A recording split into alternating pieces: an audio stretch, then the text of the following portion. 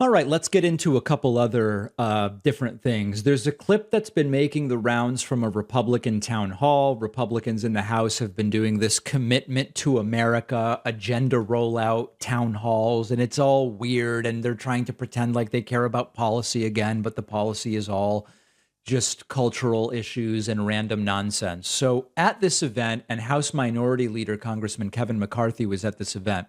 A woman gets up, a concerned mom in the audience, the a prototypical concerned mom, and she lists a whole bunch of things that she believes are really Marxism. And in that list, she includes not bullying people. Not bullying people is Marxism, according to this Republican mom, supposedly. And there is so much behind this that I want to talk about it. But first, let's take a look at the clip, and you'll notice if you're watching that as she talks about this, Kevin McCarthy kind of nods along like this makes sense. There are many other public education issues concerning parents like myself. The slow creep of critical race theory, diversity, equity, and inclusion, Right.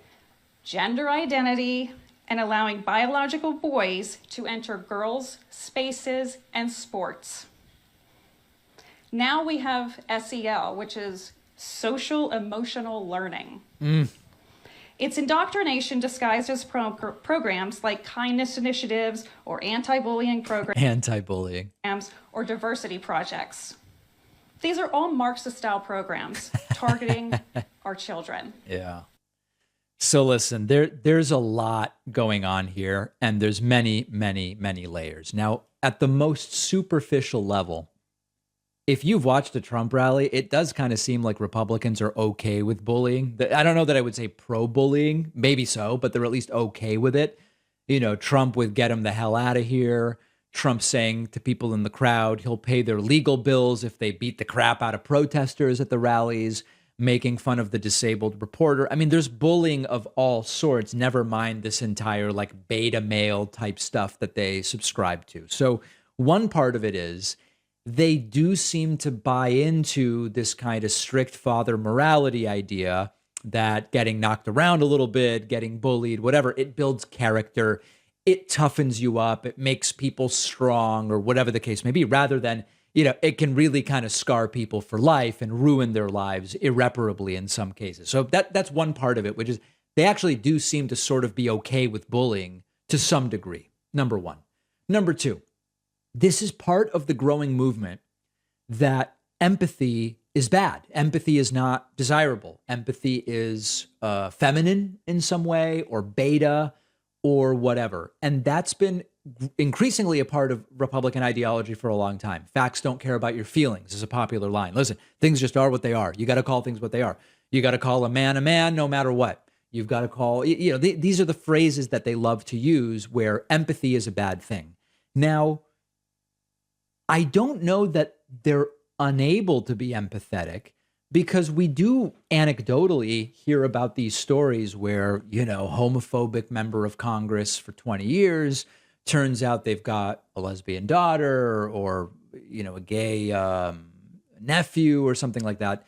And all of a sudden they change their view. So in those cases, we say it's really sad that it took something like that to get them to change their views, but they were at least able to. So maybe it's not just about an inability to feel empathy, but then we have all of these studies about the differences between what end up being Republican brains or Democratic brains. And we see on the Republican side, larger fear centers, less empathy, etc. Now, I think one of the things that can be deceptive about that is it's not about Republican and Democratic brains per se.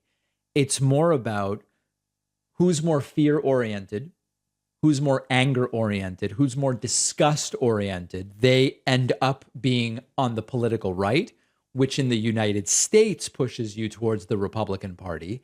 And if you consider that, maybe there is some kind of neurological or biological explanation here. But then the counterpoint to that is sometimes when they experience something themselves, their views do change.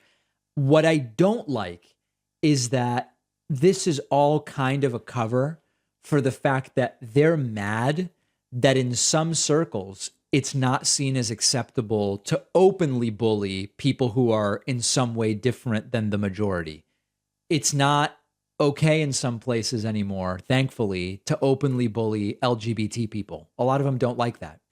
Minorities, in many cases, they would still they like the idea of the days where it was okay to more openly bully or poorly treat minorities, and now they're upset. It's considered woke that you can't do that anymore. That's at the crux of all of this stuff. And absent policy, because the Republican Party has given up on policy. When's the last time you heard a serious discussion involving Republicans about what tax rates should be? They don't do it anymore. It's gone. They're just not doing it anymore. When is the last time they genuinely talked productively about American foreign policy, other than just criticizing Biden because he both didn't do enough and did too much by spending too much money when it comes to Ukraine? They don't even pretend to be about policy anymore. This new movement where this concerned mom spoke, it's them pretending to care about policy again, even though they clearly don't. And it's just about bemoaning the fact that they can't treat all the same people horribly that they used to treat horribly. Truly disgusting stuff.